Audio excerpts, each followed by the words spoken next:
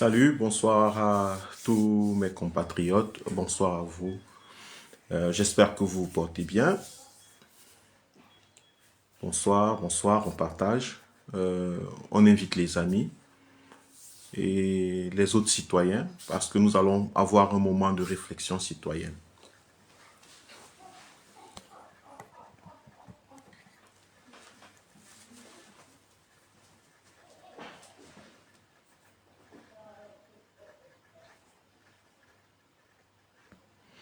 On partage.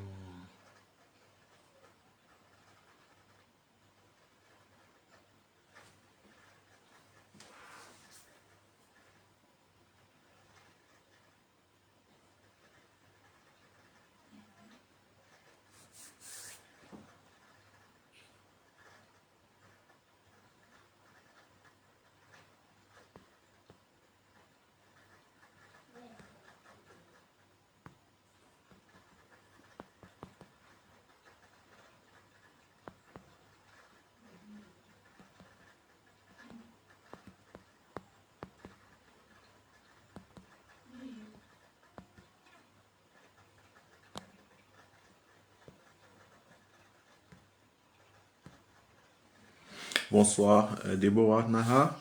Bonsoir.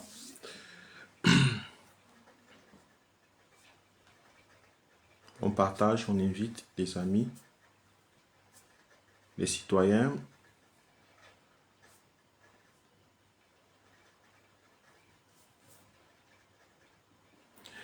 Aimé Tchemeni, oui, oui, je suis debout. Je suis totalement debout. Et c'est parce que je suis debout que je prends la parole. La parole verticale.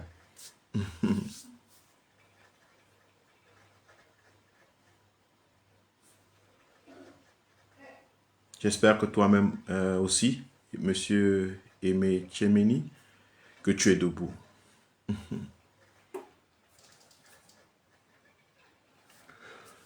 Bonsoir, bonsoir à tout le monde, bonsoir à tous les citoyens. Premièrement, je voudrais introduire ce discours ou bien ce message en disant que je ne suis pas venu vous convaincre.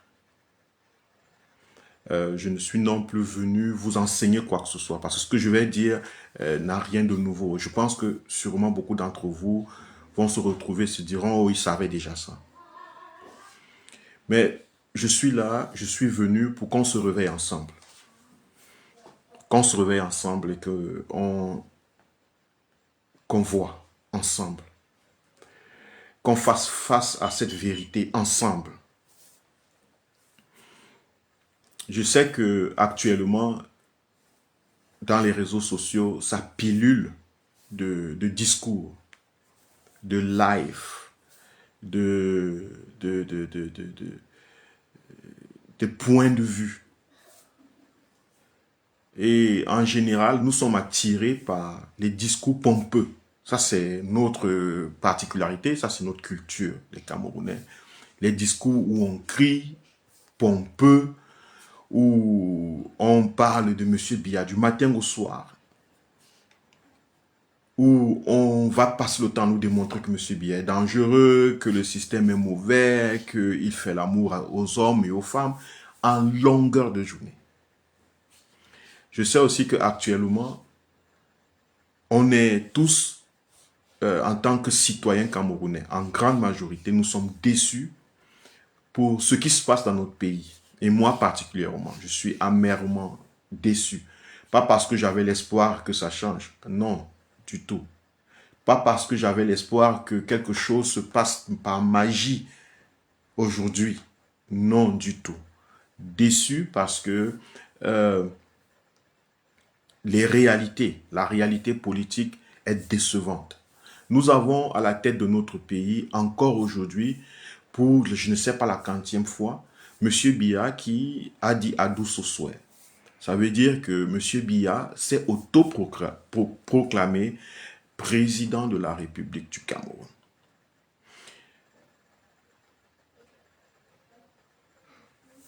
C'est un malheur. C'est un malheur pour nous. Pas M. Biya en lui-même. Ce qui est un malheur, c'est que le système, M. Biya, le système RDPC, ECO, dont Écopérant, se sont encore imposés au-delà de notre volonté superficielle, nous les citoyens camerounais. Et c'est un moment triste, mais j'ai attendu ce moment, ce jour particulièrement, pour prendre la parole. Pourquoi? Parce que moi, je vais faire ici le constat, un constat clair. Et le but ici n'est pas d'humilier, le but ici n'est pas d'insulter, le but ici n'est pas de démontrer que X ou tel avait raison. Le but ici est qu'on s'éveille ensemble, qu'on comprenne en fait pourquoi depuis plus de 43 ans, nous n'arrivons pas à faire ce qu'il faut faire. Nous n'arrivons pas à obtenir les changements dont nous avons besoin.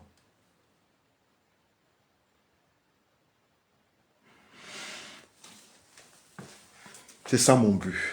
Je vais être, moi je parle pas fort, je réfléchis, je pense, je partage ma réflexion avec vous. Donc ceux qui ne seront pas d'accord ou qui n'ont pas envie de suivre un homme qui parle doucement et posé, s'il vous plaît, dégagez d'abord, je vous dis ça premièrement, dégagez, allez vers dans les sites ou bien les pages des personnes qui vous donnent la sensation d'être debout,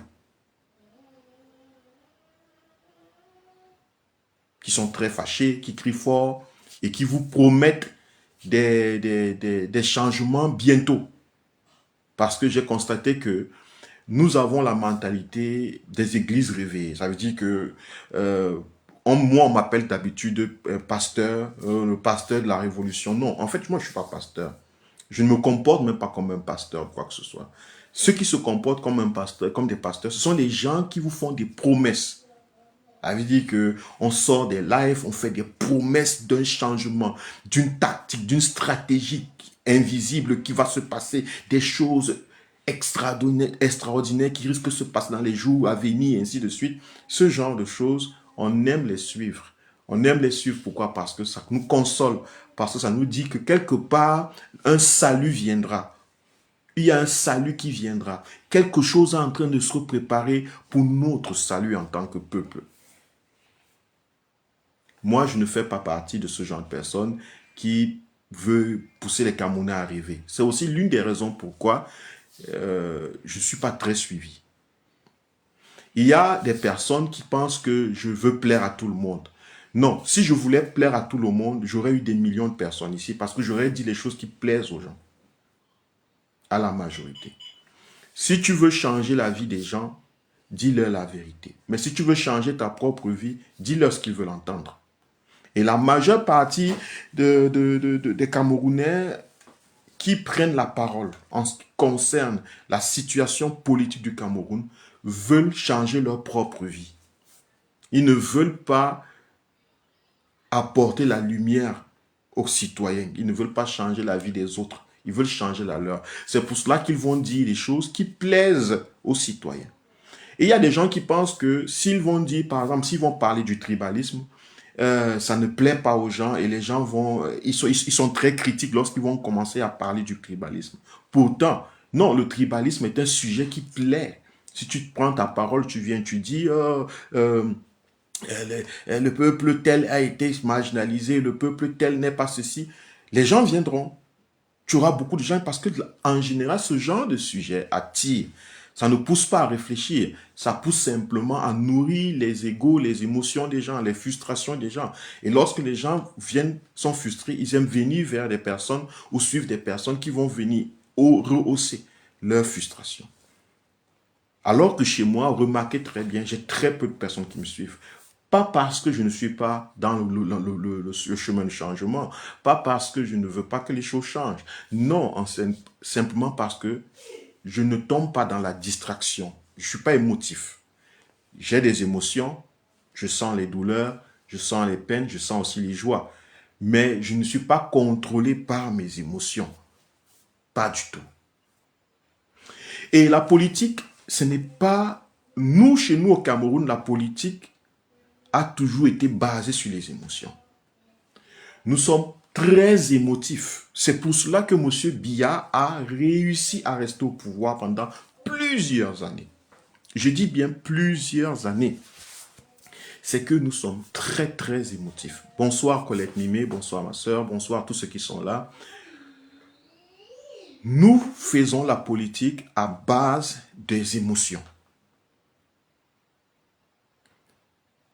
Nous pensons, bonsoir Arnaud, mon frère, bonsoir. Nous pensons que il suffit des slogans pour faire de la bonne politique. Nous pensons que il suffit de dire je choisis tel, j'aime tel homme politique, telle situation politique, ça me plaît, pour que les choses changent. Objectivement pour nous. Ça, c'est le premier constat que j'ai fait.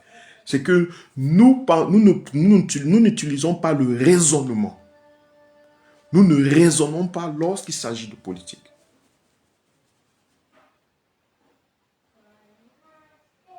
Parce que si nous raisonnions, nous aurons trouvé la voie, la stratégie et la force pour l'action nécessaire. Mais nous ne raisonnons pas. Nous sommes émotifs, nous sommes frustrés, nous sommes en colère. Et c'est pour cela que ceux qui veulent nous contrôler, ceux qui veulent nous dominer, profitent de cet état mental qui est collectif. Cette maladie mentale qui est collective chez nous, utilise cet état pour nous contrôler, pour nous mener en bateau vers des directions où que personne ne sait vraiment, ou bien on n'a même pas une vision claire de ce qu'ils veulent faire, où ils veulent nous amener.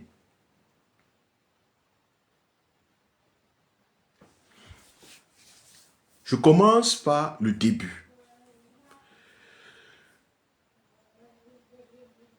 En 2018,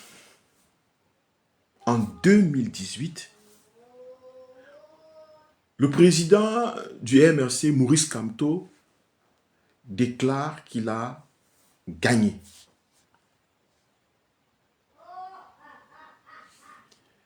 Il déclare qu'il a gagné. Il manifeste. Il va jusqu'à la Cour constitutionnelle. Il va et il démontre aux yeux du Cameroun, des Camerounais et du monde, que M. Biya a truqué. Ça veut dire que Maurice Kamto et le MRC, le peuple camerounais, battent M. Biya encore une énième fois, comme d'habitude, dans les urnes. Mais cette fois-ci, en 2018, il y a une différence. C'est que le président Maurice Kamto et son équipe, bonsoir à Clarisse Moukoué, bonsoir à mon frère Joseph Kamara. Le président Maurice Kamto s'engage à aller à la Cour constitutionnelle de son pays. Ce n'était pas parce qu'il croyait. Je ne pense pas qu'il était aussi bête. Non, c'était pour écrire l'histoire. C'était pour qu'il y ait des preuves, pas seulement émotionnelles ou émotives, pas des sensations, mais qu'il y ait des preuves matérielles de la fraude et de sa victoire, la victoire du peuple camerounais. Et nous connaissons tous l'histoire. Maurice Kamto est rejeté, non recevable, blablabla. Bla bla. La vie a continué. Des millions de citoyens.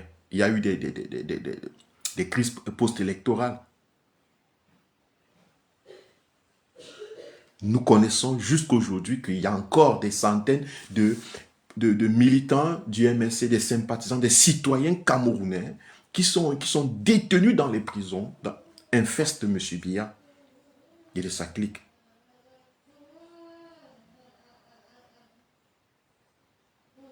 c'est quelque chose... Pourquoi je rappelle cette histoire? Parce que c'est ce qui a manqué cette fois. Et c'est ce qui a manqué cette fois.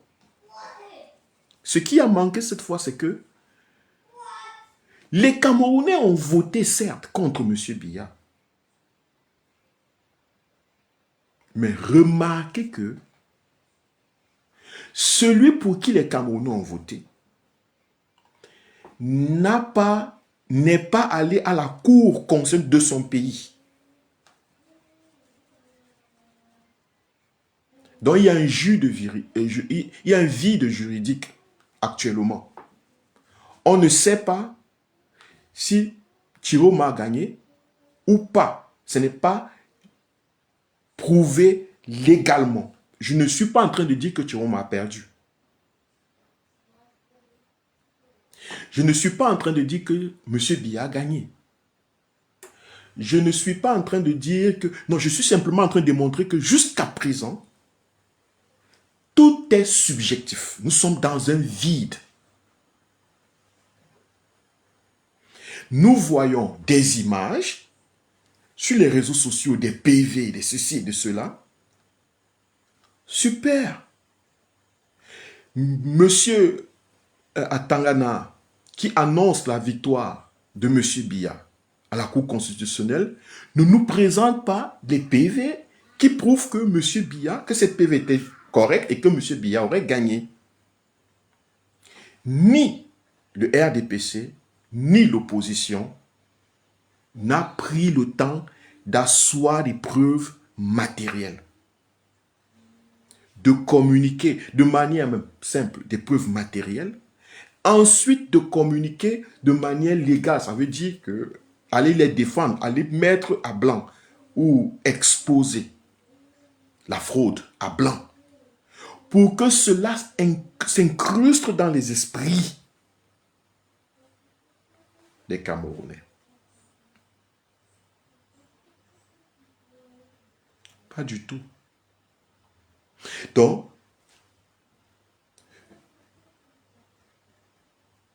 vous voyez, remarquez très bien, un cycle. Vous allez voir subitement la communication, parce qu'aujourd'hui, la guerre, c'est la guerre de communication. Une guerre de communication est lancée. Les Camerounais votent massivement contre le RDPC et dans les réseaux sociaux. Oh, Chiroma a gagné, Chiroma a gagné, Chiroma a gagné, Chiroma a gagné. Paul Biya a perdu, Paul Biya a perdu. Tout le monde est emballé dans ce jeu. Tout le monde se dit, bon, si tout le monde crie que Chiroma a gagné, ça suffit comme preuve. Ça suffit. Ça suffit. D'autres qui sont de M. Biya disent, si tout le... Bon, chez nous, Paul Biya a gagné. Paul Biya a gagné. Oh, Paul Biya. Si on dit que Paul Biya a gagné, ça suffit. C'est que Paul Biya a gagné. On ne va pas au fond des choses. Un manque exceptionnel de sérieux. Ça, c'est ce que j'ai observé, que la victoire de Chiroma est subjective. La victoire de M. Biya est éternellement subjective. Dans un contexte où les élections ne sont même pas bien organisées, où le système électoral n'est pas structuré, on ne peut pas s'offrir le luxe d'avoir des victoires subjectives. Simplement parce que les Camerounais veulent le changement. Ça ne suffit pas, selon moi. Ça, c'est mon point de vue. Parce que je pense que nous devons apporter dans l'esprit des Camerounais la critique positive et la capacité de raisonner. De ne pas simplement se laisser aller par les émotions. Sinon, n'importe qui peut nous faire n'importe quoi.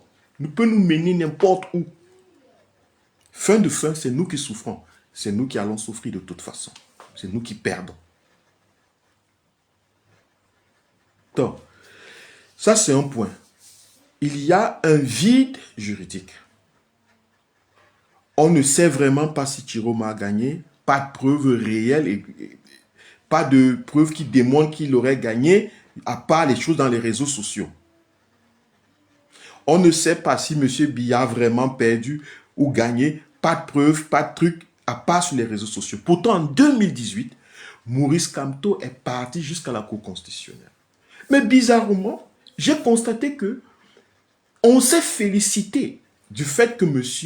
Chiroma n'aille pas à la Cour constitutionnelle. On a trouvé ça normal. Des gens chez nous ont trouvé normal que non, ça ne sert à rien. Parce qu'on va dire là-bas irrecevable, ça ne servait à rien d'aller le faire. C'est là où je commençais à m'inquiéter. Parce que quand on commence à dire à quelqu'un, on vous dit que ça ne sert à rien que Chiroma aille à la Cour constitutionnelle, ça veut dire que ce qu'on doit garder dans nos esprits, c'est qu'il a gagné. C'est mon souhait. Gagner. Les Camerounais ont toujours gagné Biya dans les urnes. Ce que nous voulons, c'est le changement. Je voudrais répondre ici à des personnes qui disent que est-ce que c'est Chiroma qui est devenu la cible? Je veux vous dire, moi je n'ai pas de cible que le changement. Ma cible, c'est le changement. Réel. Ma cible, ce n'est pas les hommes. C'est juste que les hommes dont je parle font partie. C'est eux qui sont appelés à construire ce changement. Mais sinon, ma cible, ce n'est pas Chiroma ou Paul Biya. Moi, je ne passe pas mes journées à parler de Paul Biya comme beaucoup. Et je ne passe pas mes journées à parler de Chiroma. Je m'adresse ici au peuple camerounais. Parce que c'est ce peuple qui... C'est lui qui est concerné par ce qui se passe, à mon avis. C'est lui qui est concerné par le changement réel qu'il faut dans ce pays. Si vous entendez le nom de Chiroma, beaucoup c'est parce que c'est lui que les citoyens ont choisi. Selon les discours qui pleuvent et les preuves d'adhésion, les discours qui pleuvent dans les réseaux, c'est lui que les citoyens ont choisi. C'est pour cela que son nom va beaucoup résonner. Parce qu'il est pour les Camerounais actuellement, ou bien pour le discours que j'entends, il est l'homme de la situation. Donc n'ayez pas peur que je prononce son nom, ne vous sentez pas mal que je prononce son nom, ne vous sentez pas mal que je critique ses postures et sa façon de faire. Moi, il ne s'agit pas de lui, il s'agit de comment nous percevons tout ce qui se passe. Donc c'est de nous que je parle. Ok. Donc j'espère que j'ai répondu à cette question, ou à ce souci. Donc, ça, c'est d'abord le premier point. Nous avons un vide juridique. Maurice Kamto a pris la peine de combler les vides. Le peuple est resté tranquille. Le peuple a accepté. Ok. Pendant plusieurs années, donc de 2018 à 2025, le président Maurice Kamto ne s'est pas simplement questionné ou bien ne s'est pas intéressé sur le fait qu'il soit le président. Kamto, non. Il a pris le temps de nous expliquer un projet politique. Comment lui, il voit le Cameroun. Qu'est-ce qu'il veut faire pour nous, pour le Cameroun. Il a passé le temps à nous parler, à nous montrer comment il faut le faire, où est-ce qu'on veut aller. Ça veut dire que créer un imaginaire collectif, une vision claire. Où est-ce qu'on veut aller? Quel est le Cameroun qu'on veut avoir? Rien n'est parfait. Quelle qu'en soit la personne qui l'a fait, rien n'est parfait. Donc je ne suis pas en train de dire ici qu'il est parfait. Mais je veux vous montrer quelque chose. Ça veut dire qu'il a voulu que nous utilisions, que nous le choisissons, pas parce qu'il est l'homme de la situation. Il a voulu que nous choisissions un homme politique parce que nous savons ce qu'il nous propose. Parce que nous savons ce qu'il nous propose. Parce que nous avons réfléchi dessus. Parce que nous avons vu, nous avons jugé, nous avons vu que c'est bien. C'est ça que nous voulons avoir. C'est ce Cameroun dont moi aussi je rêve, dont toi aussi tu rêves, ainsi de suite. Il a passé son temps à faire ce travail. Avec tout ce que ça lui a coûté, ça a coûté aux Camerounais qui sympathisants et adhérents de son parti. Les Camerounais ont tenu bon.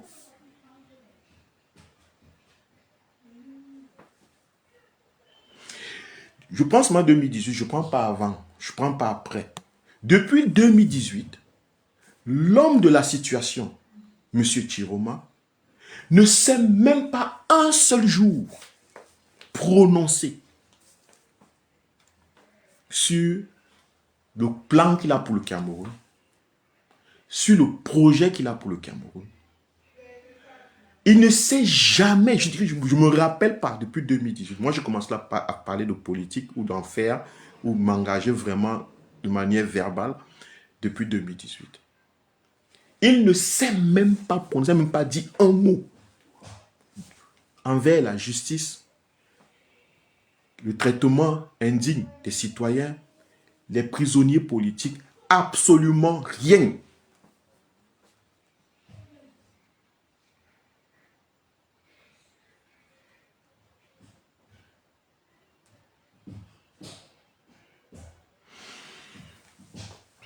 Quelques mois avant les élections, M. Maurice Kamto, déjà des mois déjà, oui, a dénoncé que la liste ou bien le corps électoral n'est pas connu. Ça veut dire que la liste nationale électorale nationale n'était pas connue. On ne savait pas combien de Camerounais allaient voter, combien sont inscrits, combien ne sont pas. Ce qui est un acte de conscience, ce qui est un acte de raison. Il a dénoncé, il a porté plainte. L'équipe des avocats du MS ont porté plainte. Ont déposé des plaintes. Pas parce que le pays est un pays juste et qu'on allait atteindre quelque chose avec ça. Parce qu'il ne s'agissait pas de ceux qui gouvernent. Il s'agissait d'incruster dans la conscience du peuple camerounais qu'il n'y a rien à attendre là-bas. Mais ça aurait été vraiment plus dense si les hommes politiques qui se présentent actuellement comme étant les 12 qu'on a choisis, avaient porté la même parole. Mais personne d'eux, et particulièrement Chiroma, n'a jamais parlé du code électoral ni de la liste électorale. Rien. Ça veut simplement dire que si on était des personnes qui sont posées, réfléchies, que M. Chiroma n'est pas intéressé par les élections. Je ne dis pas que les élections sont le salut, mais ça démontre que son plan, ce n'est pas les élections, ce n'était pas nos votes. Son projet n'a rien à voir avec notre... Attention, il avait un projet autre. Ce n'était pas la situation du peuple camerounais qui l'intéresse. Il n'allait pas aux élections parce que comment un homme qui va aller aux élections, qui vous dit qu'il va aller aux élections, comment il fait? Moi, je ne comprends pas. Vous allez me parler des stratégies. Vous allez me dire que c'est une stratégie. Tu sais, on est dans une dictature, quoi aller, c'est une stratégie. Mais même simplement s'adresser à ses citoyens, commencer à défendre ou bien à dénoncer les injustices, ce sont des stratégies qu'on ne peut pas s'abstenir d'entreprendre. Ce sont des actes en tant qu'homme politique qui veut la volonté du peuple. Dans l'intention et le but du peuple, ne peut pas se refuser. Vous ne pouvez pas vous taire quand le peuple est écrasé, injustement traité, quand leurs cartes ne sont pas remises, quand ainsi de suite. Et venir à la veille des élections.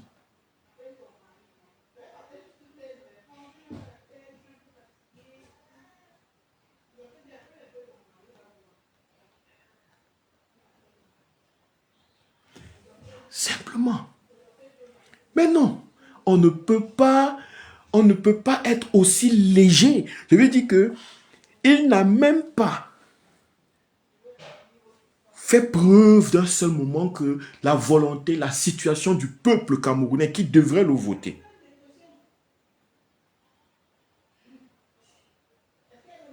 Il ne s'est jamais soucié de comment les élections sont organisées, si c'est, je ne sais pas si c'est pas juste.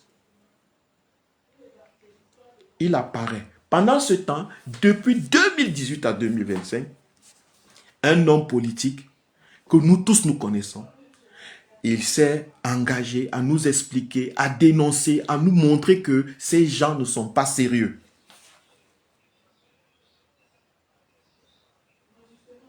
Mais nous avons continué. Remarquez que, à la veille des élections, subitement, il apparaît comme l'homme fort. Personne ne s'est posé l'homme fort de quoi? Il puise sa force où? Ça a commencé comment? C'était comme un truc qu'on a préparé. Ça veut dire, on va rejeter la candidature de Maurice Kamto le 5 août et toi, tu vas prendre automatiquement la relève. Il ne faut même pas un espace. Donc, c'est un peu comme des moments de transition. Ça veut dire, on prépare le rejet de la candidature et lui, on l'enfonce doucement. Quelques semaines déjà avant, bam, un mois avant, bam, il entre. On rejette la candidature, pouf, Chiroma est déjà l'homme fort. De telle sorte que les Camerounais n'aient pas eu le temps de réfléchir que mais c'était injuste ce qu'on vient de faire au peuple camerounais. C'était une injustice grave parce que des millions de Camerounais se sont mobilisés. En ce moment, c'était Maurice Kamto, non? C'était Maurice Kamto, non? Avant le 5 août, qui était l'homme politique qui, lorsqu'il se mettait en route pour marcher, pour descendre, c'était Maurice Kamto, non? À partir du 5 août, tout a basculé vers quelqu'un d'autre. Sans moment de répit, sans capacité de régember, sans qu'on se mobilise, sans que les Camerounais aient le temps. On nous a mis sous la pression des élections. Il reste un mois. Il faut se lancer en campagne. C'est déjà parti. Il n'y a pas eu un moment de réflexion, de voir l'impact de l'injustice qui a été faite au peuple camerounais en rejetant la candidature de Maurice Kamto. Il y a gens qui vont se dire, mais toi, ça veut dire que tu penses que si Maurice Kamto partait, est-ce qu'on n'aurait pas eu le même scénario? Il ne s'agit pas du scénario. Il ne s'agit pas du fait que si on partait, on aurait donné à Maurice Kamto la victoire. Ce n'est pas de ça qu'il est question. Je suis en train de vous parler d'un fait qu'on a rejeté la candidature de l'homme politique en ce moment qui avait plus de poids politique en termes simplement de mobilisation, mais aussi en termes d'incrustation dans les esprits des citoyens camerounais. Parce que le travail qu'il a abattu, le travail de visibilité, on l'a plus vu que Chiroma dans nos esprits. Même l'opposition l'a plus vu dans nos esprits. Même ceux qui sont contre, ceux qui étaient contre lui, ont plus parlé de lui dans nos esprits que quelqu'un d'autre. Donc, le travail d'incrustation qu'il a abattu, hormis le travail de mobilisation populaire, il n'y avait pas. Ça veut dire que si on allait aux élections et qu'on voulait la victoire, on aurait toujours eu des millions de Camerounais en train de se mobiliser contre le vote de la victoire. Donc, le fait que les millions de Camerounais se mobilisent contre le vote de la victoire de soi-disant Chiroma, pourtant, moi je pense que c'est même le vote de la victoire du peuple camerounais, au cas où on a volé, c'est le peuple camerounais, n'est pas quelque chose d'extraordinaire. Ça aurait été la même chose pour M. Kamto, mais on a accepté qu'on retire Kamto. On a accepté ça. On a accepté. J'avais dit que le peuple camerounais, la société civile, la grande majeure partie de la société civile a accepté. Le peuple camerounais, peut-être de manière inconsciente, comme je le dis, parce que nous sommes pleins, on ne réfléchit pas trop. Les foules ne réfléchissent pas trop. Les foules, on les contrôle avec les émotions. Mais parlons même de ceux qui sont des hommes politiques ou bien des gens, des élites intellectuelles de la société civile. Beaucoup ont accepté cette chose aisément. On est passé à autre chose. Les chaînes de télé, les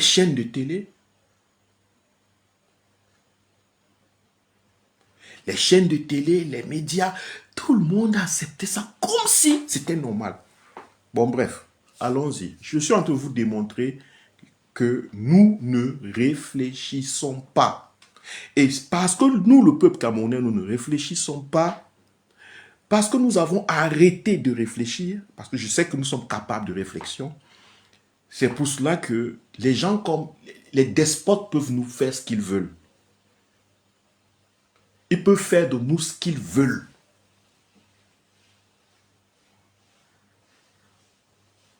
Nous avons une relation avec la politique, une relation émotive. Nous n'avons pas une relation raisonnable avec la politique. Pour nous, c'est les émotions. Malheureusement, c'est l'une de nos faiblesses et je pense que c'est l'une des faiblesses l'une des plus grandes faiblesses. Ok. Les élections arrivent. Le régime Biya, nous savons que le régime Biya a des milliards à sa disposition pour corrompre, pour faire ceci, pour faire sa campagne. Bon. Monsieur Chiroma, pour faire sa campagne, qui a financé sa campagne? C'est la question que je vous pose. Je pense que nous devons nous poser cette question. Nous devons la lui poser à lui un jour. Parce que ce jour arrive. Si ce n'est pas un jour, ce sera une nuit. Ce sera un soir. Ce n'est pas un matin, ce sera un soir. Qui a financé sa campagne? Le président Maurice Kamto, comprenant l'importance de la participation du peuple, les finances du peuple.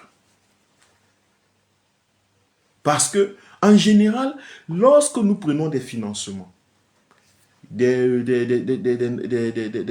puissances extérieures ou bien de l'État pour financer nos campagnes, très souvent, ils nous font le chantage. Par exemple, quand le gouvernement vous donne votre part pour financer votre campagne, il ne vous donne jamais tout. Parce que le gouvernement ou bien le système en place du despote, M. Biya, lui n'a pas l'intérêt à ce que vous fassiez une très belle campagne ou bien que ça marche, que vous vous déployez. Ce n'est pas son intérêt. En général, on vous donne d'abord une moitié. Si c'est 30 millions, on vous donne d'abord 15 millions ou 7. Et puis, on vous donne après le reste. Vous devez vous débrouiller.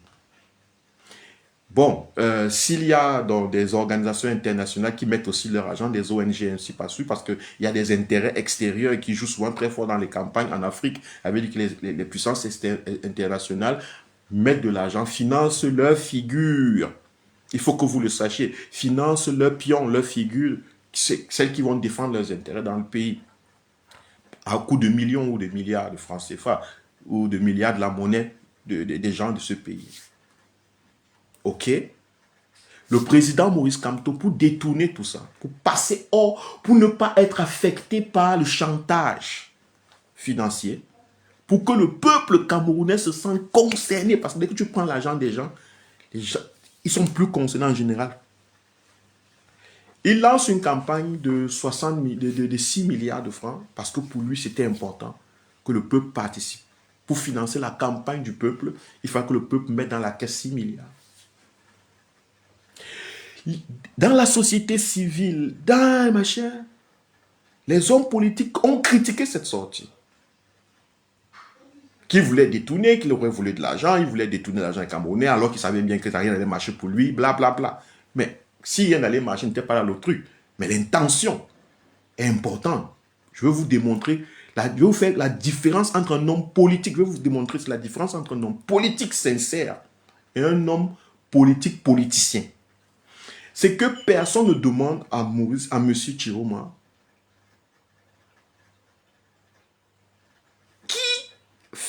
qui a financé tout ce truc.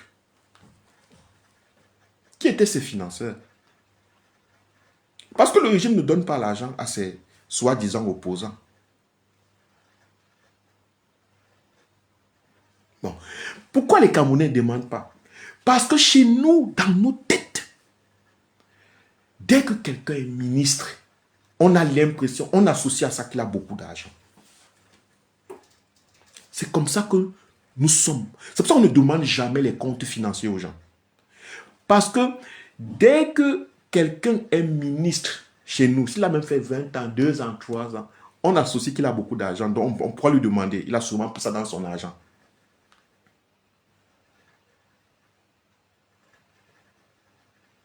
Est-ce que vous comprenez?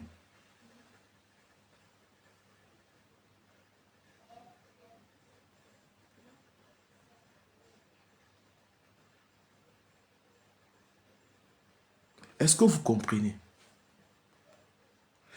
Pour moi, je pense que ça doit devenir, pour les prochains, pour le futur du Cameroun, les Camerounais qui s'engagent, les peuples camerounais doivent comprendre que ça, on ne peut, il faut être exigeant. Nous ne sommes pas exigeants assez. Nous n'utilisons pas assez nos têtes pour comprendre. Nous nous investissons pas assez vraiment. Lorsqu'on parle de... Quand c'est la politique, on fait ça superficiellement. Si c'était nos femmes, si c'était nos hommes qui rapportaient l'argent, tu as pris l'argent où? Tu as pris l'argent où? Mais dès que c'est la politique, on se dit, bon, ok, ils savent... Moi, je ne sais pas ce que c'est. Ils savent ce qu'ils font. Il suffit juste de supporter. Je vous dis que Maurice Kamto vous a demandé 6 milliards pour financer sa campagne. Ce n'était pas pour rien. C'était pour éviter le chantage financier des puissances internationales, des ONG ou des multinationales, et le chantage de régime en place. Parce que lorsque le régime en place, le gouvernement te donne de l'argent pour faire la campagne, il s'assure que tu ne la fasses pas bien. Donc, il ne te donne jamais assez l'argent assez pour que ça marche. Le gouvernement, M. Biya, utilise pour ses propres campagnes, s'il en fait, l'argent du contribuable. Il me trempe la main, il vole dans l'argent, pas dans ses propres moyens. Et il a encore des soutiens internationaux sur qui il peut s'accrocher. Mais chez nous, pas. Donc, quand Maurice Kamto demande, c'était encore une démonstration de son honnêteté et de sa sincérité vis-à-vis du peuple camerounais. Mais on a combattu ça. Les gens, certaines personnes ont combattu ce projet. Pas grave. Nous allons aux élections et M. Tchioma gagne les élections. Qu'est-ce qui se passe après que M. Tchioma gagne les élections? Nous avons remarqué pour la première fois au monde, au Cameroun, une communication presque organisée et synchrone autour de sa candidature. Que vous avez eu l'impression que douter un seul instant serait peut-être mal faire. Vous avez même commencé à avoir peur de douter. Est-ce que je mens? Tellement ça chauffait de partout, tout le monde appliquait le même discours. Nous avons quelques mois de la venue des télévisions Internet. Les activistes sont invités, les activistes anti-régime, anti-Monsieur Biya, sont invités sur les chaînes de télé. Des gens qui ne se parlaient pas sont invités sur les chaînes de télé. Est-ce que vous voyez? Ça veut dire que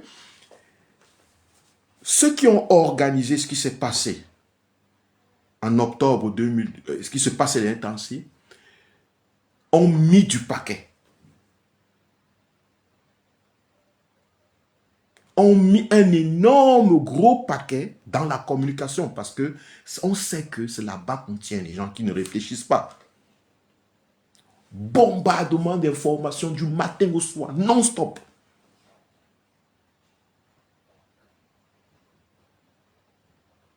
Il n'y a pas le temps de vraiment juger quelle est la bonne. Qu'est-ce que c'est vrai, est-ce que c'est pas vrai? Non, directement, puisqu'on veut le changement, puisque le peuple veut le changement. Il ne faut pas donc laisser ce peuple dans la réflexion. Et si c'est que vous voulez contrôler ce changement, il faut bombarder ce peuple d'informations du matin au soir. Des informations qui lui donnent l'impression qu'il est dans la voie du changement. Et ça a été très bien fait. Pour la première fois, honnêtement, en termes de communication et d'organisation de communication, c'était un coup de grand maître. Je dis un coup de grand maître. Les Camerounais n'ont jamais fait preuve d'autant d'organisation. Là, tout le monde était aligné comme des militaires. La société civile, Tchioma, les anciens combattants qui combattaient Kamto depuis là, je ne sais pas, qui ont combattu Kamto, qui ont dit que Kamto n'est rien, qui ne sont... Quand je parle de combattants, je parle des gens qui ont lutté pour le Cameroun. Toutes ces mères, toutes ces femmes, tout le monde était aligné.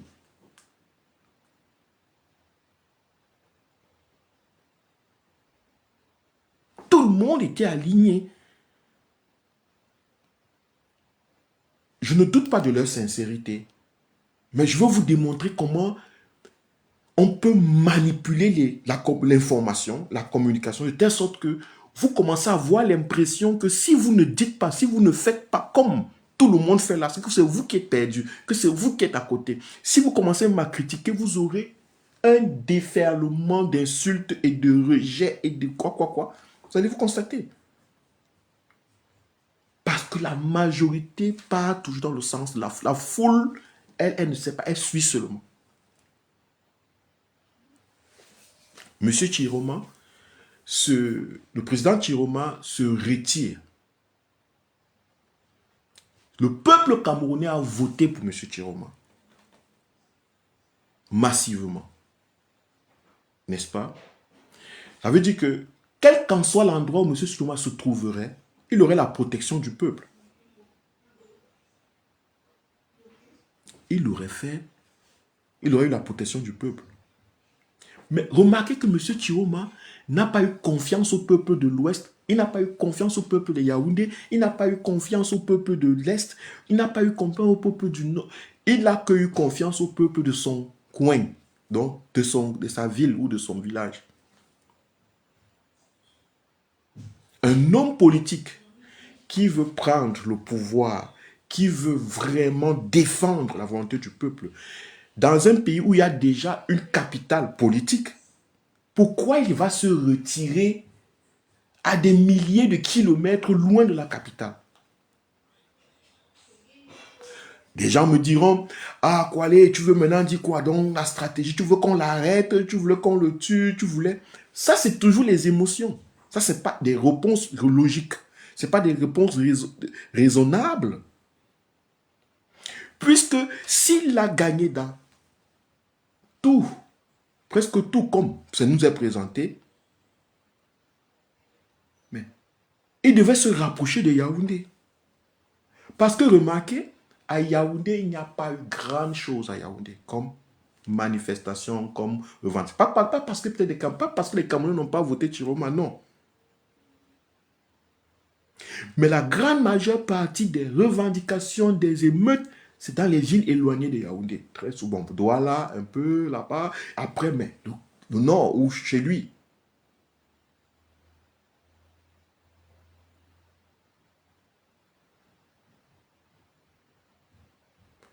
Personne n'a posé la question, mais pourquoi il a fait ce retour chez lui? Pour moi, ça a été une stratégie. Ça m'avait l'air de stratégie d'un homme de guerre. Ça ne m'avait pas l'air de stratégie d'un homme politique.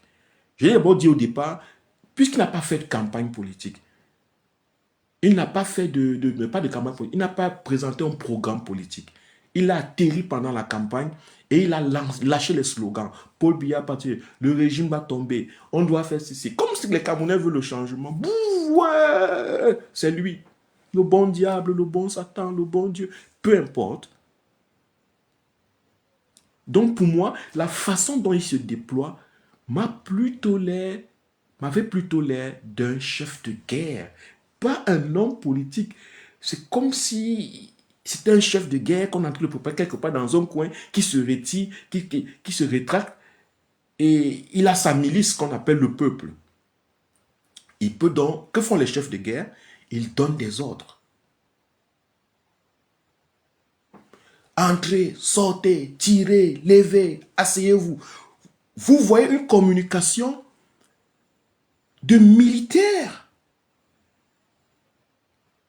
Une communication alignée sur l'obéissance. Ça veut dire que on veut se libérer des systèmes qui nous ont gardés dans des canaux, mais on a besoin en même temps des dirigeants qui nous donnent des ordres, comme des enfants, comme si on ne savait pas ce qu'il faut faire, comme si on ne savait pas comment il faut agir lorsqu'on est vraiment débordé par la misère, la souffrance et tout ce qui ne va pas.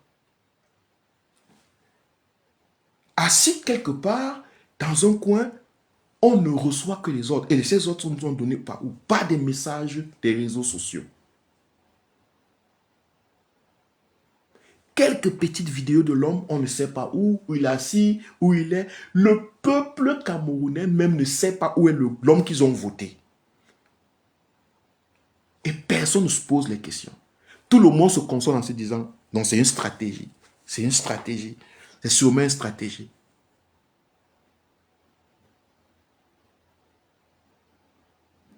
C'est bizarre, non? Est-ce que vous ne voyez pas que c'est bizarre? De toute façon, c'est une stratégie pour vous.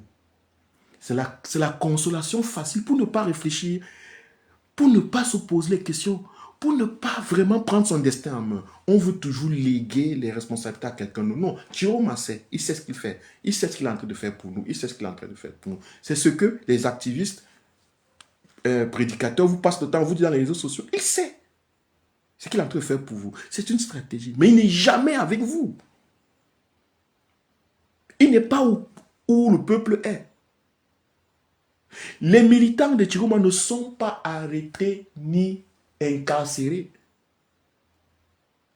Jusqu'à présent, les militants de Chiroma ne sont pas arrêtés ni incarcérés. On n'est pas allé, on a... Vous entendez, les militants du FSNC sont jamais. Quand c'était Moïse Kamto, c'était à Yaoundé que le Moïse Kamto... Il pouvait aller s'asseoir à Bafoussam ou dans son village. Dans son village. Il aurait sûrement la protection de quelques de ses villageois.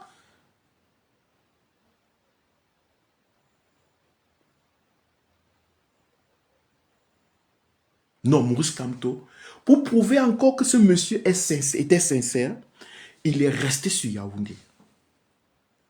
Quelques petits déplacements à Douala où on l'a même arrêté, je pense. Mais il n'a pas fui, il n'est pas allé se cacher, il n'a pas monté, il n'est pas descendu.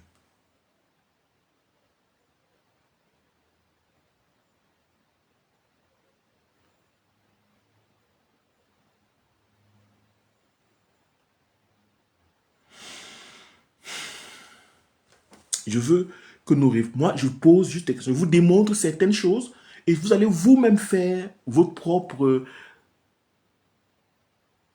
image, votre propre idée sur ce qui se passe. Moi, je ne sais pas ce qui se passe. Je vous questionne juste des choses que je ne trouve pas claires. C'est à vous-même de voir. Donc, qu'est-ce qui se passe? C'est que M. Chiroma se retire dans son coin. Et qu'est-ce qu'on commence à voir? On commence à voir des gens qui nous disent que des informations. Monsieur Chiroma, c'est vrai, il y a un commando qui a été envoyé pour arrêter M. Chiroma.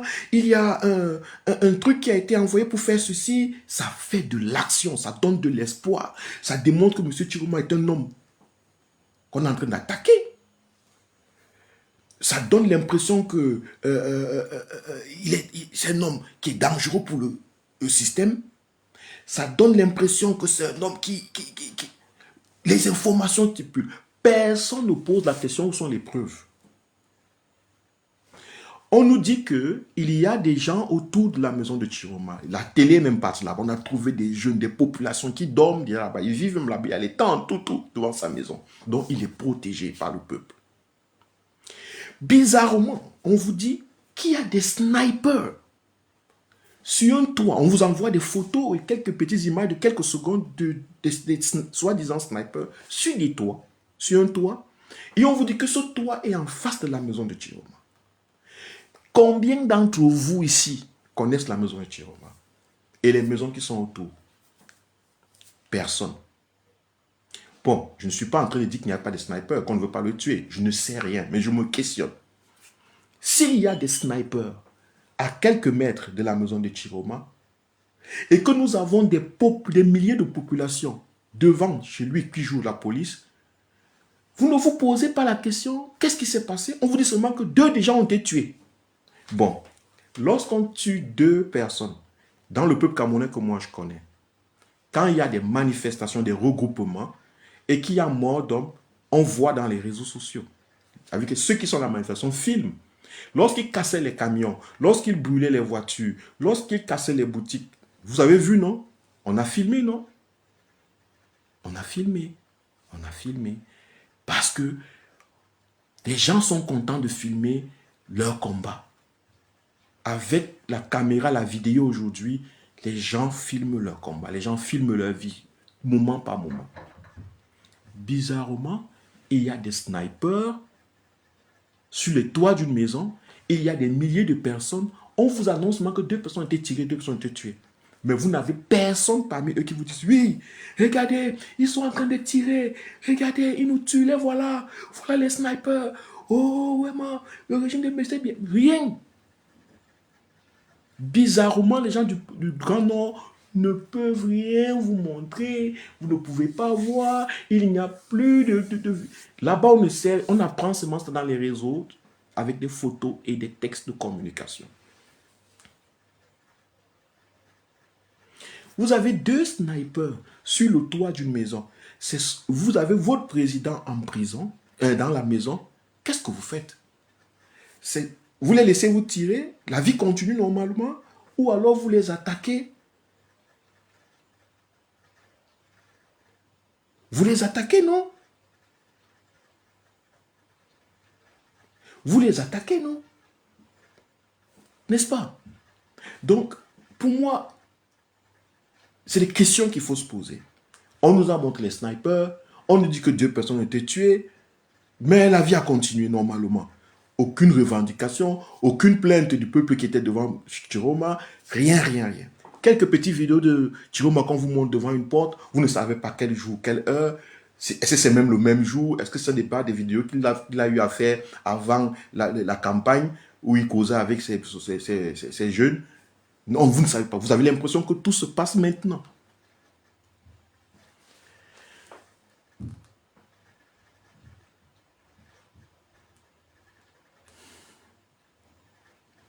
On vous dit que M. Chiroma a été enlevé et amené en lieu sûr par des militaires loyalistes, par l'armée loyaliste. Sérieux. Même ça aussi. Aucune vision, aucune image, aucune information. Les populations qui sont devant sa maison n'ont rien filmé, n'ont pas été contents que l'armée loyaliste le retire. En général, lorsque un dirigeant politique dans les dictatures est soutenu par une armée ou bien une frange de l'armée, les populations sont fières de montrer ça. Les populations sont fières de montrer. Ça veut dire que lorsque l'armée loyaliste retire M. Chiroma, mais normalement, les populations doivent l'avoir vu sortir de la maison. À moins qu'il soit sorti d'un hélicoptère. Même sorti d'un hélicoptère, les populations auraient filmé, dit que wow! Ou alors les populations auraient dit, voici l'armée ici, voici l'armée qui vient de sortir. L'armée loyaliste protège notre président.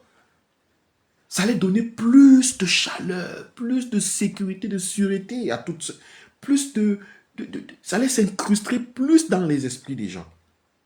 Mais non, la stratégie n'est pas de s'incruster dans les esprits des gens. Parce que le peuple en lui-même ne fait pas partie du projet, à mon avis. Le peuple ne fait pas partie c'est juste un moyen. Le peuple a été, ici, pour moi, est utilisé comme un moyen pour réaliser un projet. Je ne pense pas que le peuple sait. Quel est le projet? Je ne pense pas. Et je pense que ce sont des questions que nous devons nous poser. Vous ne pouvez pas avoir un homme politique. Nous ne pouvons pas avoir un leader politique. On ne sait pas où il se trouve.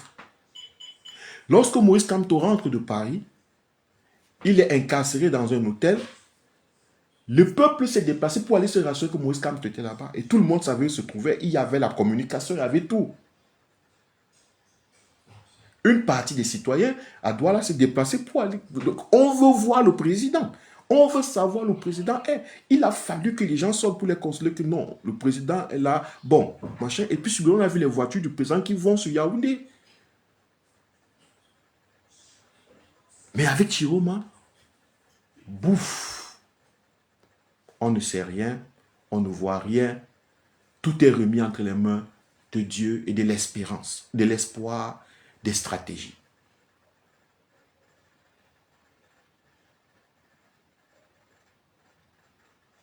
Ça doit nous questionner, chers Camerounais. Même si on veut le changement, Même si nous voulons pour que Chiroma devienne président, nous ne pouvons pas accepter que notre président, déjà au début de son mandat, parce qu'il semble que son mandat a commencé aujourd'hui, parce que beaucoup de Camerounais ont dit que c'est lui qu'ils ont choisi, vous ne savez pas où il est. C'est la même chose. Qui sait où Biya est? Personne ne sait. Déjà au début, il n'est même pas encore tout dit. Vous ne savez pas où il est.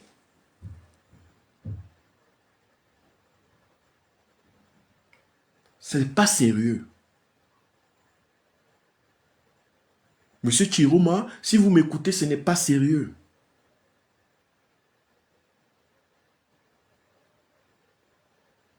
Des gens ne peuvent pas se donner autant visiblement pour vous, mais vous cachez pour lui.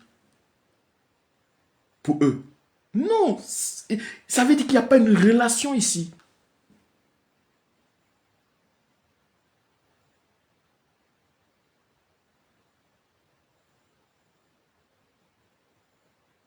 Des gens se montrent pour vous, se manifestent parce qu'ils vous ont choisi pour vous, prennent des souffrances physiques, mais vous cachez.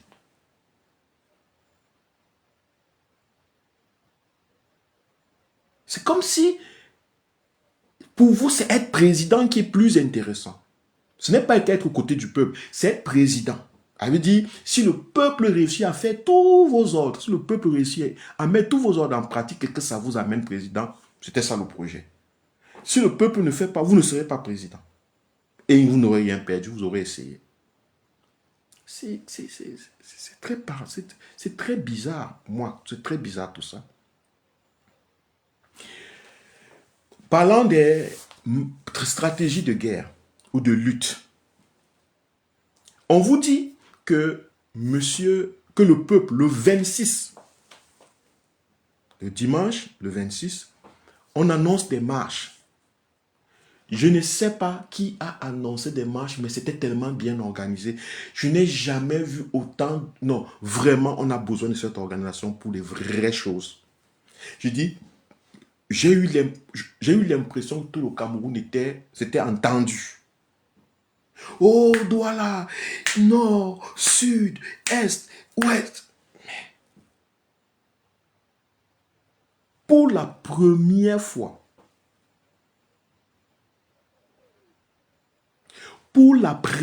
j'ai vu des gens s'organiser. Il dit que une mobilisation partout, que l'armée était submergée. Le système était submergé. Le système répressif était submergé.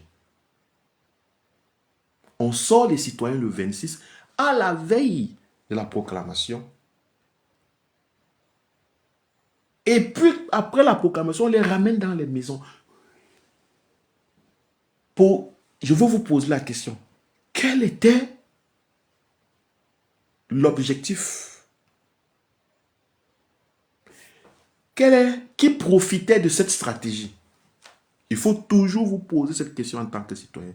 Qui profite de ceci ou de cela? De mes actions, de mon acte, de ce que je fais, ce que je pense, du vote. Qui profite? Pourquoi je dis ça? Je prends un exemple. Vous avez un enfant. Vous dites à cet enfant, en face de la route, il y a des sucreries. Il y a des sucreries. Et vous savez, votre enfant aime les sucreries. Prenez la sucrerie là comme étant la liberté, le changement. Et prenez l'enfant comme étant le peuple camerounais. Et prenez le papa, le leader politique, et vous dites à l'enfant, sors. Lorsqu'il sort, vous l'effrayez. Vous avez quelqu'un à l'extérieur, vous l'effrayez. Vous l'effrayez à mort. Ça veut dire que vous l'effrayez à mort. Lorsque vous l'effrayez à mort, qu'est-ce qu'il fait? Et vous lui dites, rentre dans la maison. Si vous dites à cet enfant, sors encore, ou bien reste à la maison, Si vous lui demandez son choix, tu veux sortir ou rester à la maison, qu'est-ce qu'il va choisir? En général, parce que l'enfant est effrayé à mort, il choisit rester à la maison. Si vous lui dites, reste ici, hein, mon fils, je vais aller chercher un bonbon pour toi, cette situation est confortable pour lui psychologiquement. Est-ce que vous comprenez? C'est comme ça qu'on joue avec des peuples, avec les foules. Elle dit quoi?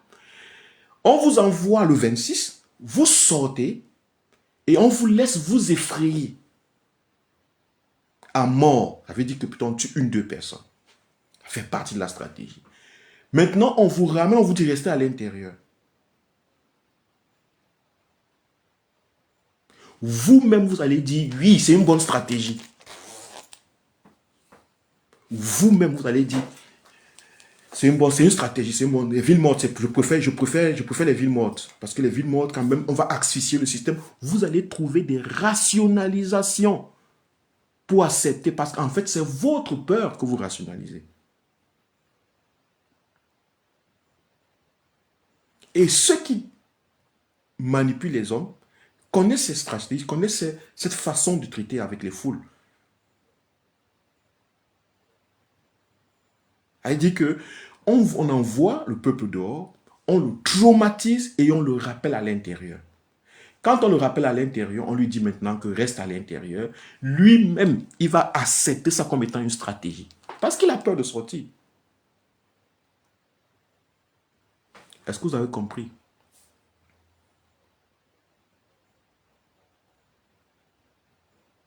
Est-ce que vous avez profité? Compris?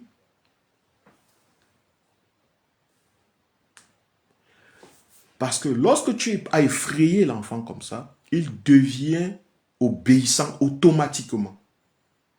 Parce qu'il a failli voir la mort. Il a eu peur. Et quand on était dehors dimanche, bon, tout le monde pensait que ça devait continuer jusqu'à quoi? La népalisation. C'est comme ça que les gens appelaient ça.